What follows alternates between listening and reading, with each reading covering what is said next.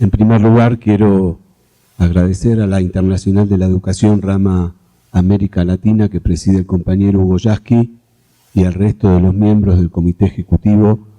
la posibilidad de estar hoy frente a ustedes en mi carácter de asesor legal de la CETERA para ser testigo y partícipe de un acto fundacional tan trascendente y tan importante como es este encuentro para la instauración de la red de monitoreo y denuncia de violación de los derechos en el sector de la educación. Nosotros como abogados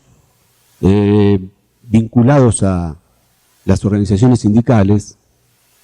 debemos ser intelectuales orgánicos del movimiento de los trabajadores. Esto significa tener en claro que existe un apotegma fundamental basado en que la acción jurídica siempre sigue a la acción sindical. En nuestras sociedades existe un conflicto subyacente por una contraposición básica de intereses que tiene por objeto encauzar ese conflicto a partir de la existencia de dos lógicas. Por un lado tenemos la lógica de la protección, que es la lógica del trabajador, y por otro lado tenemos la lógica de la acumulación del beneficio,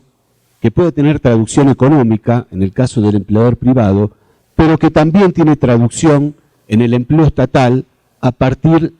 de la acumulación de poder político. En general, en el 99,99% de los casos, a los estados, a los gobiernos, les cuesta mucho ceder terreno en favor de la horizontalización del poder a partir de lógicas democráticas normativas que tiendan a plasmar beneficios para los trabajadores. Estoy hablando del sector público. Entonces, la normativa laboral viene a encauzar precisamente ese conflicto subyacente entre las dos lógicas. La normativa laboral viene a suministrar racionalidad en esa disputa frente a la existencia de las dos lógicas. Y entonces, como bien se dijo ayer, el contenido de la norma laboral va a estar basado fundamentalmente en dos situaciones. Por un lado, la correlación de fuerzas que existe entre el colectivo de los trabajadores y los empleadores, y por otro lado, la orientación y la eficacia de la acción del Estado. Si tenemos una estructura débil, por un lado, a nivel gremial, baja afiliación y otros componentes, y por otro lado, tenemos una directriz estatal orientada en una direccionalidad que no tiende a la democratización del poder, la consecuencia es una normativa laboral regresiva. Lo vemos en los sistemas que se están implementando a nivel de Latinoamérica y que por suerte políticamente van cediendo terreno, como es posiblemente el caso de Argentina en las próximas elecciones del 27 de octubre, pero en general, lamentablemente siempre el poder del Estado, en estas expresiones neoliberales, ha tenido como objeto fragmentar a la clase trabajadora. Y esto lo vimos nosotros a nivel de la educación, por ejemplo, en los 90, con la sanción de una ley que fue la ley de transferencia de los servicios educativos a las jurisdicciones provinciales. Fue la ley 24049 que, sin recursos, les dijo a los estados provinciales que se tenían que hacer cargo de la educación, transfiriendo, por supuesto, las relaciones de empleo público y una serie de circunstancias que determinaron que la acción sindical se viera seriamente comprometida. Por eso, nosotros, desde la asesoría legal de CETERA en su momento, vimos por un lado que existía la necesidad de reestructurar y dotar de contenido normativo a las estructuras de las organizaciones sindicales de base y por otro lado ir perfilando la necesidad de intercambiar información para el desarrollo de la negociación colectiva, por ejemplo, en las distintas jurisdicciones provinciales que habían sido objeto de transferencia de los servicios educativos. Así organizamos una red de intercambio de información basada en primer lugar en ordenar lo que es algo básico y elemental, que es la documentación a partir de la cual funciona una organización sindical. En la Argentina, lamentablemente, y hemos tenido experiencias ahora a partir de diciembre del 2015, la circunstancia de no tener determinada documentación al día es fuente de ataques a la organización sindical. Por ejemplo, si las organizaciones sindicales no hacen en tiempo y forma un congreso para aprobar una memoria y balance, aunque sea poco el tiempo transcurrido desde que esa circunstancia tiene lugar, lo primero que se hace es tratar de diezmar el funcionamiento de la entidad con inspecciones, con multas, con sanciones, que por supuesto principian en esto, pero que a lo largo de todo este tiempo se han traducido en innumerables acciones por parte del poder político tendientes lisa y llanamente a la inexistencia de la organización, propugnando las desafiliaciones masivas, como fue el caso de los docentes de la provincia de Buenos Aires, por ejemplo, en el cual SUTEBA dio una batalla muy, muy importante y trascendente que implicó que no se pudieran llevar a cabo todas estas acciones, con denuncias, por supuesto, también ante la Organización Internacional del Trabajo, y en general, distintos modus operandi de las administraciones de provincia, por supuesto también, y a nivel nacional, tendiente a neutralizar el ejercicio de los derechos provenientes de la libertad sindical en la Argentina. Nosotros, como componentes básicos, que lo hemos tratado ayer, de lo que es la libertad sindical, tenemos por supuesto lo que es la estructura del sindicato, tenemos la negociación colectiva y tenemos lo que es el ejercicio del derecho de huelga. Si algunos de estos componentes de este trípode no funcionan en forma adecuada, es muy difícil hablar de la vigencia de libertades civiles en un determinado momento histórico. Lamentablemente, producto de este corsi y ricorsi que tienen la historia en nuestras latitudes, se han producido avances y retrocesos significativos en ambos sentidos, a partir de los cuales se ha tenido que reformular inexorablemente el contenido de la acción sindical. El contenido de la acción sindical debe nutrirse de mecanismos propositivos siempre que tiendan a mantener, aumentar o proteger determinado nivel de tutela sindical o laboral, por supuesto, ¿no? Que este es el sentido de toda la acción sindical, en definitiva. Mantener, mejorar o aumentar un determinado nivel de protección en materia laboral. Ahora, cuando tenemos un Estado, como decía recién, regresivo, la consecuencia es una norma laboral que, lejos de favorecer la acción sindical, la acción tendiente a democratizar la normativa laboral, tiene un signo precisamente antagónico. Por eso, la importancia trascendental de esta instancia, de esta conformación de la red, y por eso la experiencia positiva que nosotros tuvimos, porque incluso acá hay que hacer docencia, en el sentido de que, producto de las relaciones laborales pretéritas que se daban en el sector público, no solamente en el docente, por lo menos en nuestro país, nunca existió, hasta los 90, una cultura de la negociación colectiva. Nosotros hicimos eje en la negociación colectiva por una cuestión básica y elemental,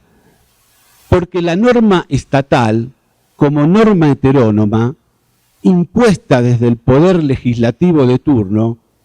por más favorable que sea, es una norma esencialmente derogable, mutable, mientras que la norma autónoma, producto de la libertad sindical,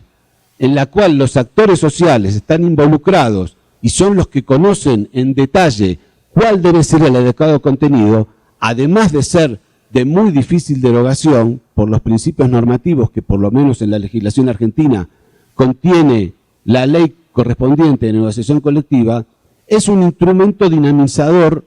por excelencia de lo que es la participación del trabajador en la elaboración de sus propias condiciones de trabajo. Por eso no es casual que una de las primeras medidas para diezmar y pauperizar al sector de educación en la Argentina que se hayan tomado después del 10 de diciembre del 2015 haya sido precisamente dejar sin efecto la negociación colectiva en el sector docente. Nosotros, fruto de la lucha del sector docente, encabezado por Cetera, en el año 89 se pudo sancionar una ley de paritaria docente con un nivel federal, que fue la ley 23.929, que lamentablemente es una ley que contenía una trampa, porque no se pudo plasmar, porque la ley partía del presupuesto que para que haya negociación colectiva en el nivel federal, en el nivel más alto, a nivel nacional, debería haber la conformidad de 12 provincias, de 12 estados provinciales. Esa conformidad no llegó nunca y a lo largo del tiempo no se pudo plasmar a nivel federal la articulación de la negociación colectiva. Sucedieron los tiempos y producto de la dinámica de acción y de no abandonar esa lucha, posteriormente en el año 2007 se sancionó en la Argentina la Ley de Financiamiento Educativo 26.075, que en un capítulo, en un artículo 10, estableció lo que hemos denominado, lo que dice la norma, acuerdo marco, un acuerdo marco nacional para establecer condiciones de trabajo, condiciones de empleo. Esa norma vino a efectuar, producto de la lucha, reitero, de las organizaciones docentes, una reparación histórica que había acontecido a partir de la fragmentación impuesta en los 90 por los gobiernos neoliberales que azotaron en la Argentina, fragmentación de la lucha del sindicalismo docente plasmado en la transferencia de los servicios educativos, entre otras acciones diferentes. Por eso, cuando no hubo, producto de la transferencia de los servicios educativos y producto de la disparidad de cada provincia, un salario docente nacional, un piso nacional, esa inequidad fue abordada por la Cetera y se instaló la que hemos denominado, lo que se denominó en su momento la Carpa Blanca de la Dignidad. Fueron 1003 días de lucha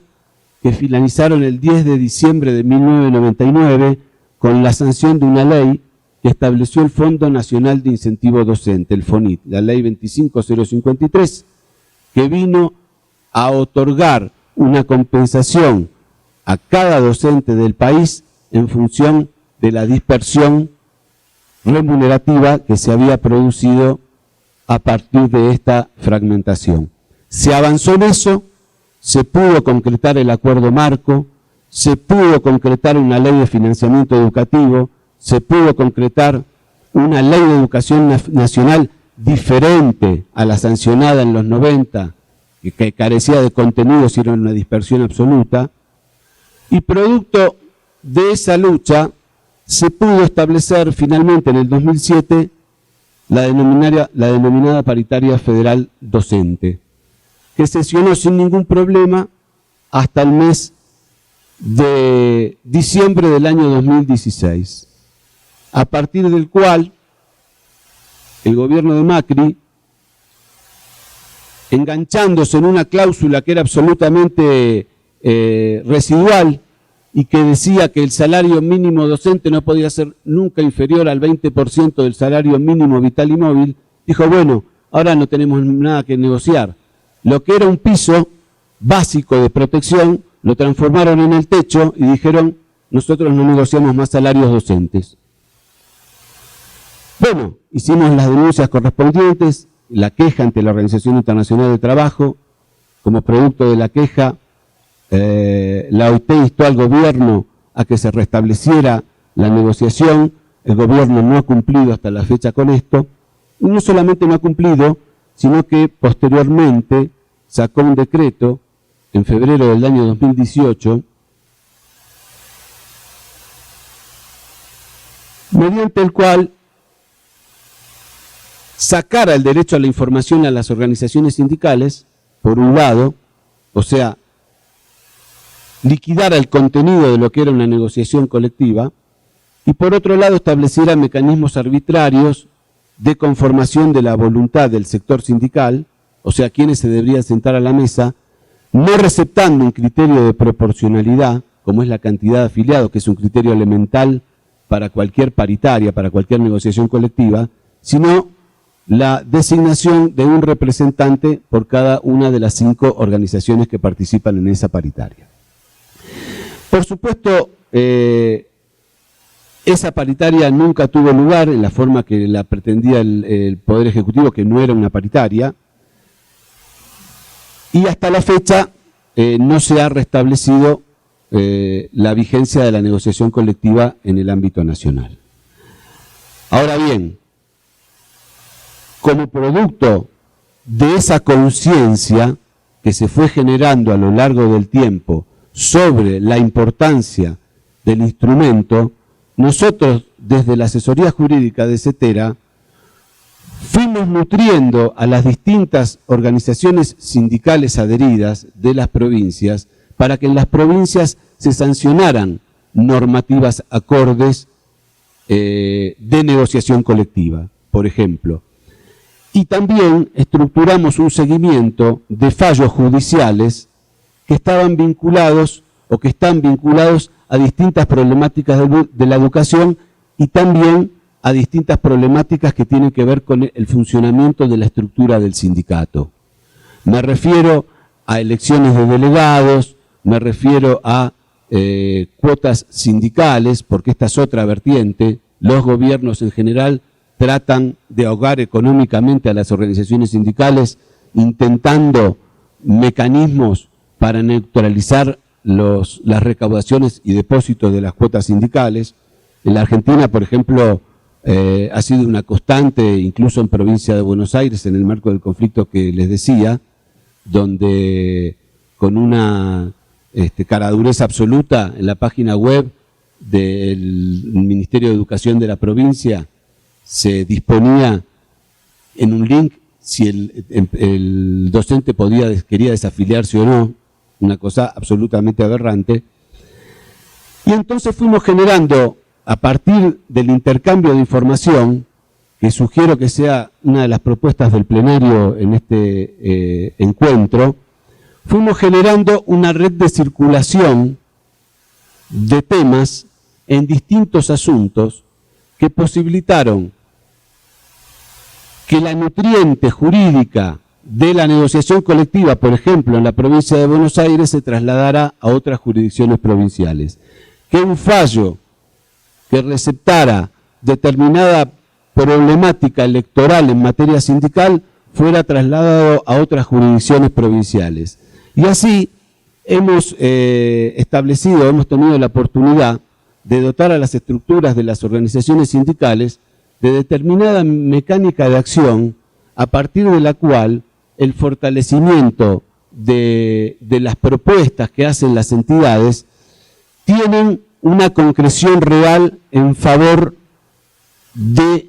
la representación que ostentan. Uno de los déficits que tenemos y que tenemos que superar y que por supuesto es parte de una enorme batalla que damos todos los días es el de la legitimación social de las organizaciones sindicales. Por supuesto que existen patologías, como en todos los estamentos sociales, a nivel de las conformaciones de las organizaciones sindicales, pero obviamente no hay que perder de vista que existe un sistema cultural a partir de los poderes políticos, por ejemplo, en muchos casos, pero a partir de los sistemas mediáticos y de los sistemas judiciales, que objetivamente tienden a deslegitimar la acción de las organizaciones que objetivamente se pueden erigir en antagonistas de los intereses que tutelan. Por eso, obviamente, no dejamos de apreciar que es una pelea desigual y que hay que dar, pero que está precedida objetivamente de este prejuicio ideológico que se instala a nivel de la sociedad y que lleva inexorablemente, en muchos casos, a que la instancia de la organización sindical no sea visualizada con el contenido y el alcance en poder de la representación en función de la acción reivindicativa y propositiva que podría llevar a cabo. Esto ha sido a lo largo una constante, pero también ha sido una constante la sapiencia del movimiento obrero argentino, por ejemplo, que en la dictadura militar, la dictadura sacó un decreto diciendo si la persona estaba afiliada o no estaba afiliada a una organización sindical, en tiempos donde era muy difícil manifestarse en este tipo de términos. Sin embargo, en el año 79, el 85% de los trabajadores dijo, sí, yo estoy afiliado a la organización sindical. ¿Sí? Entonces, no son temas menores para receptar y que indudablemente sirven para justamente apostar todos los días, aceitando los mecanismos de las organizaciones, no solamente al interior de las organizaciones sindicales, sino en su dinámica de conformación, y por eso es tan importante, reitero, la conformación de una instancia de monitoreo a nivel de Latinoamérica. ¿Por qué? Porque la red, además de ser una instancia de denuncia, entiendo que se puede dirigir, primero, en monitorear cuál es la realidad que tenemos a nivel normativo. ¿Hay ley sindical? ¿No hay ley sindical en los países? ¿Qué estructura de negociación colectiva hay en los países? ¿Qué reconocimiento o qué cortapisas hay en el ejercicio de huelga en los países? ¿Existe impedimento para afiliarse? ¿No existe impedimento para afiliarse? O sea, un relevamiento básico para ver dónde estamos parados, en primer lugar, ¿sí? Y después lanzarnos a las propuestas normativas, a instalar los temas, porque si no los instalamos nosotros no los va a instalar nadie, eso está clarísimo. Entonces, donde no hay normativa de las estructuras de las organizaciones sindicales, plantear la posibilidad de que exista un proyecto de ley en el ámbito correspondiente. Y por supuesto la instancia de conformación de la red con el monitoreo de las violaciones sobre lo que ya tenemos, porque esta es una lucha permanente. No es que teniendo la normativa, no es que teniendo la letra escrita, no es que teniendo el papel donde tal ley dice tal cosa, nosotros a partir de ahí nos vamos a quedar con la experiencia ya hecha, con el deber cumplido. No, esto es algo constante y permanente, porque reitero, los avances y retrocesos están en función también y fundamentalmente de la orientación política de la acción del Estado. Si nosotros tenemos un Estado antagonista, si nosotros tenemos un Estado donde el laissez-faire, como mínimo, o inclinar la cancha en función del que controla el mercado, como sucede en la Argentina, es el leitmotiv de la acción del poder del Estado en materia de relaciones laborales, evidentemente, por más norma escrita que tengamos, por más fallo judicial que hayamos obtenido, es indudable que vamos a tener que emprender una dinámica de acción para concientizar y para que se cumpla, como pasa en Latinoamérica, por supuesto, la normativa laboral vulnerada. En la Argentina, por ejemplo, cuando hay un conflicto en el sector docente, todavía siguen hablando de la educación como servicio esencial. Entonces, nosotros sacamos un fallo judicial de la Cámara Nacional de Apelaciones del Trabajo en el año 2002. La CETERA planteó la nulidad de un decreto que reglamentaba el derecho de huelga en forma arbitraria, abusiva, que fue el decreto 843, y de dos resoluciones del Ministerio de Trabajo, precedido en ese momento el Ministerio de Trabajo por Patricia Bullrich, hoy ministra de Seguridad de Macri, con lo que el círculo sabemos cómo gira, cómo va la rueda,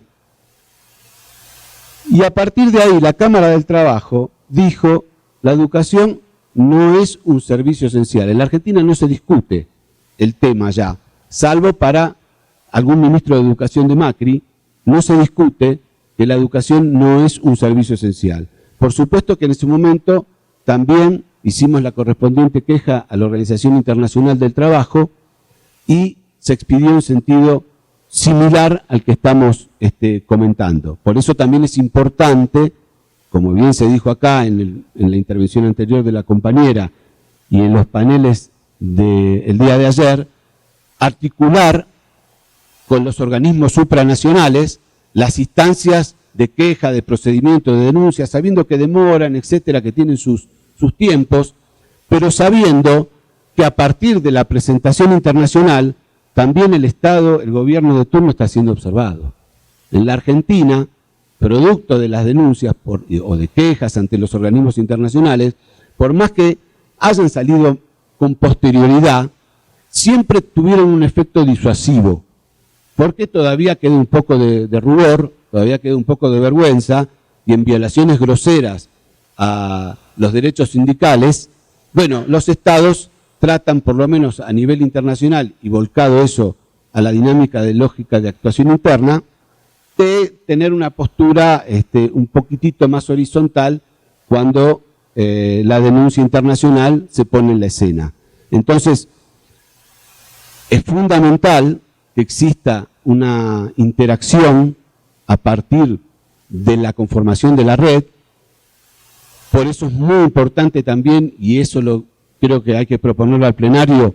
que como parte de la dinámica de acción, la Internacional de la Educación acompañe las presentaciones que se hagan a nivel internacional siempre y que establezca a partir del monitoreo incluso soporte técnico que podemos suministrar los abogados de las organizaciones sindicales